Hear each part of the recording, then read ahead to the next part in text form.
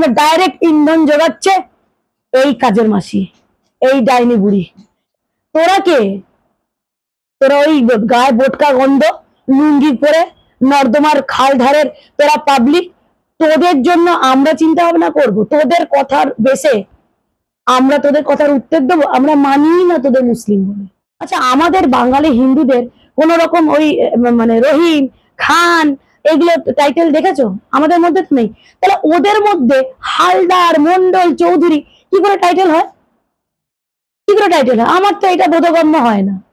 যদি আমার হাতে অস্ত্র থাকে কোপালে, আমি ব্যানার্জি, চ্যাটার্জি, মুখার্জিকেও কোপাবো আর খানকেও কোপাবো, সেখানে আমার কোনো দ্বিচারিতা থাকবে না।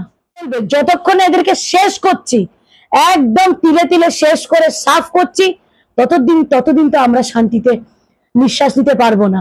এবং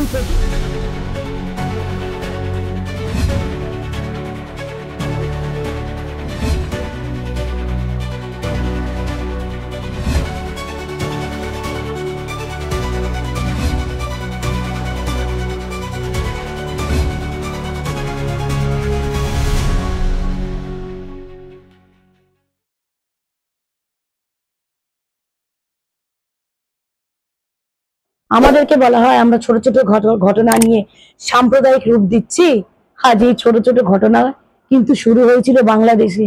সেখান থেকে আজকে হিন্দু শূন্য হতে হতে 2-1% এসে দাঁড়িয়েছে।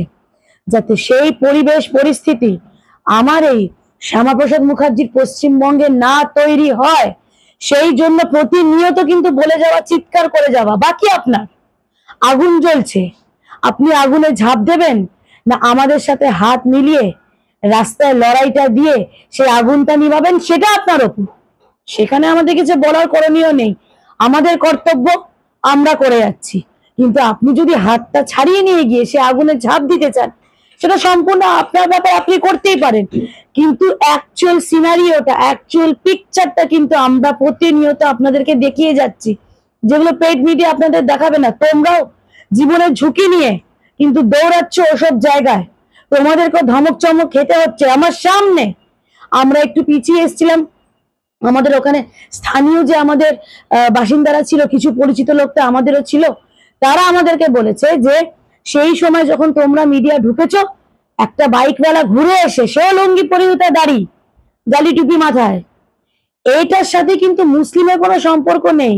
আমাদের লড়াইটা কিন্তু রোহিঙ্গা মুসলিম আর অনুপ্রবেশকারী বাংলাদেশিদের সাথে। এটা আমার ভারতবর্ষ, এটা আমার রাজ্যের মুসলিম, কিন্তু এরা না। আজকে যদি এটাই হতো, তাহলে আমরা পাশাপাশি প্রতিবেশী হয়ে মুসলিমদের সাথে আমরা টিকতেই পারতাম না। তাহলে আমাদের প্রতিনিয়ত মার দাঙ্গা, মার কাটারি লেগেই থাকতো। এই যে বোঝানোর ভুলটা করা হচ্ছে না, সেই জায়গাটা বারবার চোখে আঙুল দিয়ে দেখাচ্ছি। আর ওই যে আমাকে বলা হয় না যে আপনি হিন্দু মুসলিম করে বেশ করেছে, আমার অনেক মুসলিম বন্ধু আছে, তারা তাড়িয়ে আমার ভিডিও দেখে, হাততালি দেয়, আর তারাও আমাকে বলে বেশ করেছিস যা বলেছিস। কারণ আজকে এই রোহিঙ্গাদের জন্য, আজকে অনুপ্রবেশ বাংলাদেশি গুলোর জন্য আজকে আমরা বদনাম হচ্ছি। আজকে আমরা শিক্ষায় শিক্ষিত হতে চাইছি।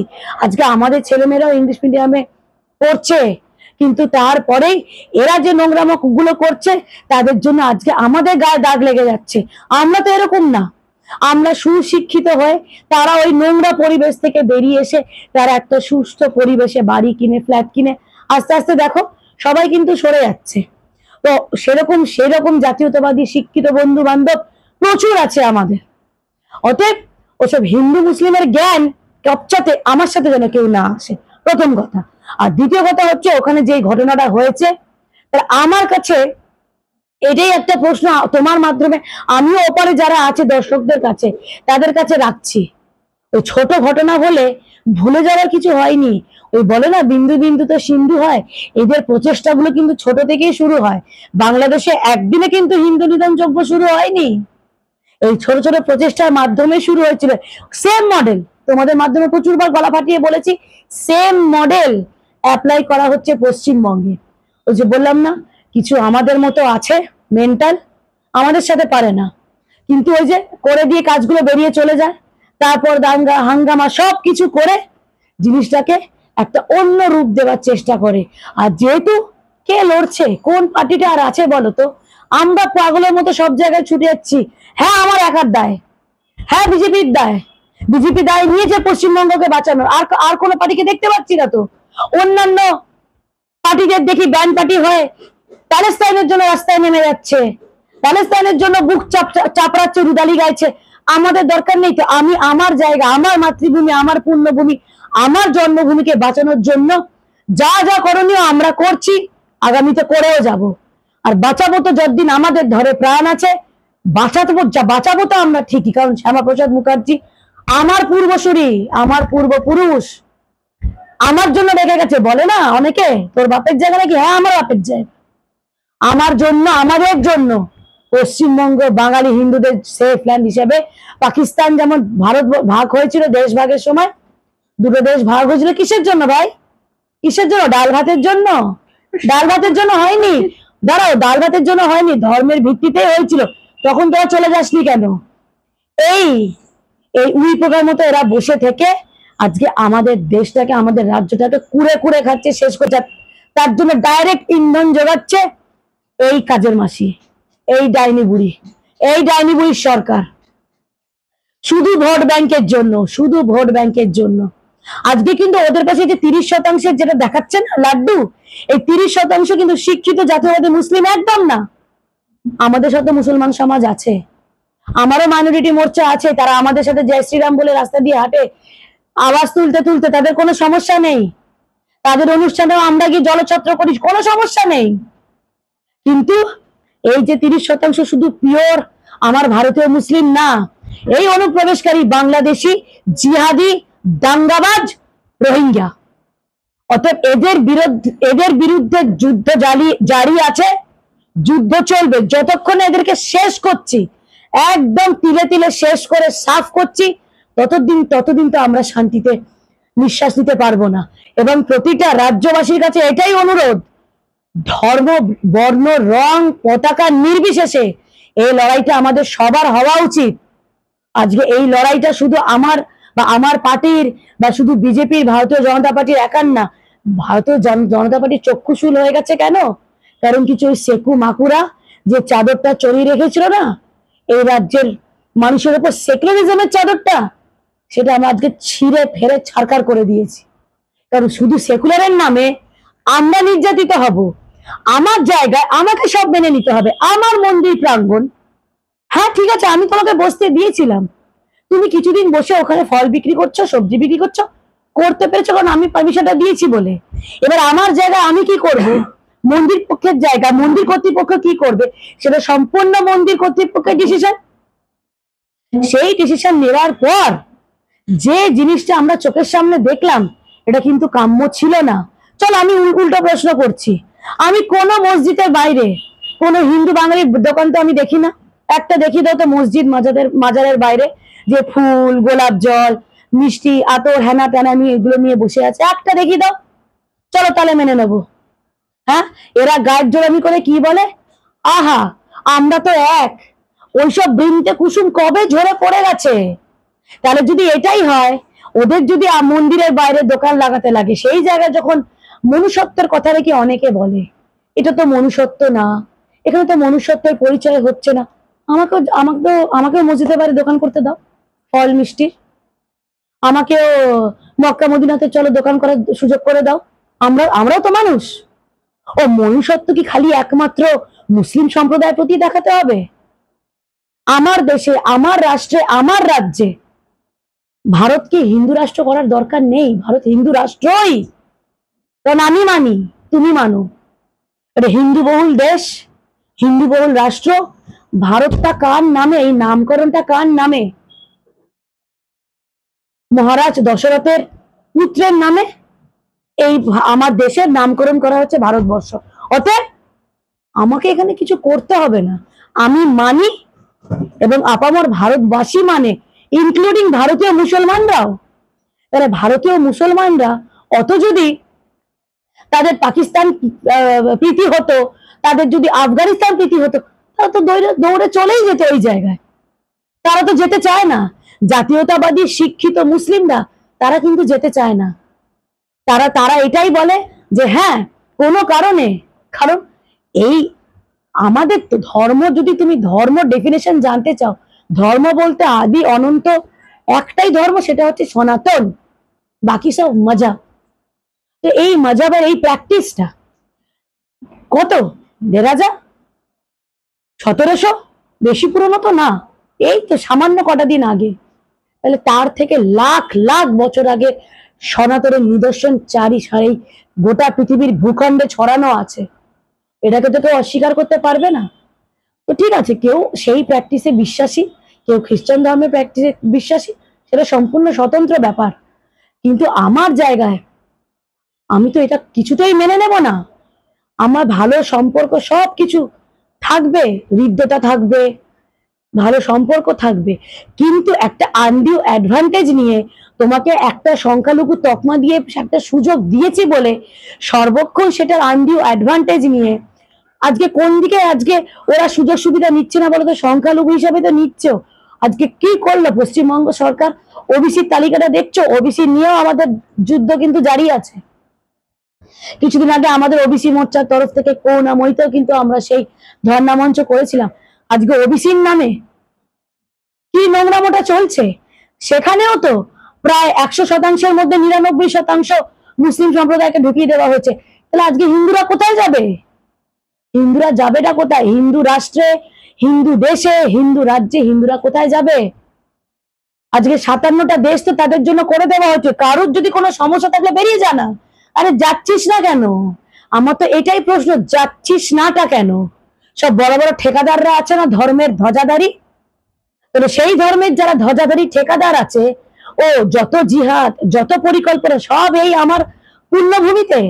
অন্যান্য জায়গায় ঠেক পাস না, অন্যান্য জায়গায় পাস না পাত্তা, ৫৭টা দেশে পাস না। আর তোদের তো ছেড়েই দিলাম কথা। আমি অন্তত মনে করি যে আরব এমিরেটস এর ওপর তো আর কোনো বড় মুসলিম কান্ট্রি হতে পারে না। আরে সেখানে সব থেকে বিশ্বের বড় কৃষ্ণ মন্দির তৈরি হয়েছে। তোরা কে? তোরা ওই গায়ে বোটকা গন্ধ লুঙ্গি পরে নর্দমার খাল ধারের তোরা পাবলিক, তোদের জন্য আমরা চিন্তা ভাবনা করবো? তোদের কথার বেসে আমরা তোদের কথার উত্তর দেবো? আমরা মানি না তোদের মুসলিম বলে, আমরা সৌদি আরবকে মানি। শেখেদের ওপর বড় মুসলিম তো কেউ নেই, অতএব আমরা ওনাদেরকে মানি। ওনারা যেটা বলবে একদম ঠিক বলেন ওনারা। আরে ওনারাও তো ভারতবর্ষে, পাকিস্তান আর বাংলাদেশে মুসলিমদেরকে ওনারাও মানে না। আরে বেশি না, ৪-৫ পুরুষ এগিয়ে গেলেই সব আসল পরিচয়, পিতৃ পরিচয়, দাদুর পরিচয় সব বেরিয়ে যাবে। আরে একটা প্রশ্নের উত্তর দাও তো। আচ্ছা, আমাদের বাঙালি হিন্দুদের কোন রকম ওই মানে রহিম, খান এগুলো টাইটেল দেখেছো? আমাদের মধ্যে তো নেই। তাহলে ওদের মধ্যে হালদার, মন্ডল, চৌধুরী কি করে টাইটেল হয়? কি করে টাইটেল হয়? আমার তো এটা বোধগম্য হয় না। তাহলে ওদেরকেও তো ওদের ইতিহাসটা ঘেটে দেখে আসতে হবে।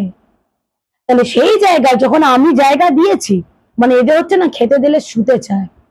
আজকে আমরা জায়গাটা বড় বেশি দিয়ে দিয়েছি ভাই ভাই করে, কিন্তু সেই ভ্রাতৃত্বটা আমরা উল্টো দিক থেকে কোনো দিন পাইনি। আর আগামীতে এইটুকু বলে রাখলাম, এই রোহিঙ্গা বাংলাদেশি গুলো যদি এই রাজ্যে, এই ভারতবর্ষে ঢুকে থাকে, আমরা পাবো না। কারণ এরা স্বদেশী, আমাদের রাষ্ট্রবাদী মুসলিমের আড়াল নিয়ে এরা কিন্তু ক্রমাগত দাঙ্গা করার চেষ্টা, শুধু চেষ্টা না, দাঙ্গা করে যাচ্ছে। এগুলো কিন্তু ছোটখাটো দাঙ্গাই এক প্রকার, এরা কিন্তু দাঙ্গাটা করে যাচ্ছে। মুসলিম সমাজকেও কিন্তু, শুভবুদ্ধি সম্পন্ন বুদ্ধিজীবী মুসলিম সমাজকেও কিন্তু এগিয়ে এসে প্রতিবাদ করতে হবে। একা খালি ওই কাজী মাসুম আক্তার, কাশেম আলী, নাজিয়ার দায়িত্ব না, সমগ্র শিক্ষিত মুসলিম সমাজের দায়িত্ব। আপনাদেরও কি লজ্জা করে না যে আজকে আপনাদের দেখলে বাসে, সত্যি কথা তো, লোকে সিটিয়ে বসে, আপনাদেরকে কি চোখে দেখে? আপনাদের লজ্জা করে না? তো এই তো আপনারা নিজেরা আগে আপনাদের থেকে সরান। আপনারা তো তা না, আপনারা তো টেররিস্ট না। আমরা তো মানি। আরে আমাদের সেই মনুষ্যত্ব আছে বলে তো আমরা এখনো আপনাদের মধ্যে ভালো মুসলিম, খারাপ মুসলিম খুঁজে বেড়াই। তো যেটা আপনাদের কম, যেটাকে বলে আপনাদের সম্প্রদায়ের যেটা সমস্যা, সেটা কেন আপনারা নির্মূল করছেন না? কেন সেই আসল যেটা নাসুর হয়ে গেছে আপনাদের, সেটা কেন আপনারা একদম সমূলে উপরে ফেলছেন না? বার করুন। আজকে এদের জন্য আপনার আমার থালাতেও কিন্তু ভাগ পড়েছে। এরা আজকে ঢুকেছে বলে আমার রাজ্যে। আজকে প্রত্যেকটা জেলায় দেখো, যে জেলায়, আর বিশেষ করে বর্ডার লাগোয়া জেলাগুলো, বর্ডার লাগোয়া জেলাগুলোতে এরা ঢুকে ঢুকে আজকে এরা সব জায়গায় কিন্তু থাবা মেরেছে, মানে আপনার আমার থালাতেও কিন্তু থাবা মেরেছে, সে হিন্দু হোক কি মুসলিম হোক। আমার ভারতীয় মুসলিমদের কথা বলছি, আমার এই রাজ্যের আদি মুসলিমদের কথা বলছি, যাদের জন্মকর্ম বাপ দাদা 14 পুরুষের এখানে জন্মকর্ম, তাদেরকে পয়েন্ট আউট করে বলছি। অনেক বন্ধু বান্ধব আছে তারা অব্দি বলে, তারা উল্টে আমাকে পয়েন্ট গুলো তুলে, তারা এগুলো বল, এগুলো বলবি। তাদের কিছু কথাও কিন্তু আমার মুখ দিয়ে বেরোয়। তারা অতিষ্ঠ, তারা অতিষ্ঠ, তারা আমাকে বলে যে ভাই আমাদের কোনো সত্যি মানিজ্যত নেই, সে এয়ারপোর্টে যাই, মানে প্ল্যাটফর্মে যাই, কোন মানে আমাদেরকে সবাই না ওই টেররিস্টের চোখেই দেখে, কোনো মানিজ্যত নেই আমাদের। খুব খারাপ লাগে, সুশিক্ষিত আমার বন্ধু বান্ধব, খুব খারাপ লাগে। তখনই ভেতর থেকে এই আওয়াজগুলো বেরিয়ে আসে যে কেন আমার এই ভালো বন্ধুটা, কেন আজকে ওই টেররিস্ট, ওই রোহিঙ্গা, ওই জামাত, ওই জিহাদি মেন্টালিটির বাংলাদেশি অনুপ্রবেশকারীদের জন্য আমার বন্ধুর ওপর আঙুল উঠবে? এটা তো উচিত না। সেই জন্য শিক্ষিত মুসলিম সমাজকেও বলছি, ফেসবুক হোয়াটসঅ্যাপে না। আর আপনারা ওইসব ফতোয়া ফতোয়ার ভয় ভুলে যান। মানুষ তো আগে সে মানুষের পরিচয়টা দিন, রাস্তায় নেমে প্রতিবাদটা করুন, ঠিককে ঠিক ভুলকে ভুল বলবেন। আজকে যদি কোথাও একটা শ্লীলতাহানি হয়, আমরা সেখানে ধর্ম খুঁজতে যাব না। সেখানে খান হোক কি ব্যানার্জি মুখার্জি চ্যাটার্জি ঘোষ বোস গুহমিত, প্রতিবাদ একই থাকবে। যদি আমার হাতে অস্ত্র থাকে কোপালে, আমি ব্যানার্জি চ্যাটার্জি মুখার্জিকেও কোপাবো আর খানকেও কোপাবো, সেখানে আমার কোনো দ্বিচারিতা থাকবে না। তো এইভাবে আমাদেরকে চিন্তা ভাবনা নিয়ে এগোলেই তবে আমরা একটা সুষ্ঠু সমাজ গড়তে পারবো। নয়তো যে গ্রেটার বাংলাদেশ পরিকল্পনা ছক নিয়ে রাজ্য সরকার চলছে, এবং কিঞ্চিত কিঞ্চিত না অনেকটাই বলবো সাকসেস হয়ে গেছে, এটাকে যাতে আগামী দিনে সাকসেস না, আমরা মানে এই সাকসেস যাতে ওরা না হতে পারে, ওই তখন না চোখের জল ফেলে লাভ নেই। এখন কিন্তু পাগলের মতো বলে যাচ্ছি, তখন চোখের জল ফেলে লাভ নেই। যখন পোটলা পুটলি নেই তখন তো গরু গাড়ি ছিল, এখন তো গরু গাড়ি নেই। আমার প্রশ্ন হচ্ছে এরপর কোথায় পালাবে? দ্বিতীয় পশ্চিমবঙ্গ তো নেই, দ্বিতীয় ভারতবর্ষও নেই। এবার জায়গাটা খুঁজে রাখো, এবার পালাবেটা কোথায়? সেইটা ভেবে লড়াইটা দিতে হবে, কারণ জল নাকের ওপর না মাথার ওপর উঠে গেছে, আর দেওয়ালে পিঠ না, এবার দেওয়াল এসে গেছে, পিঠে ঠেকে গেছে। বিচারটা আপনাদের উপর রইল।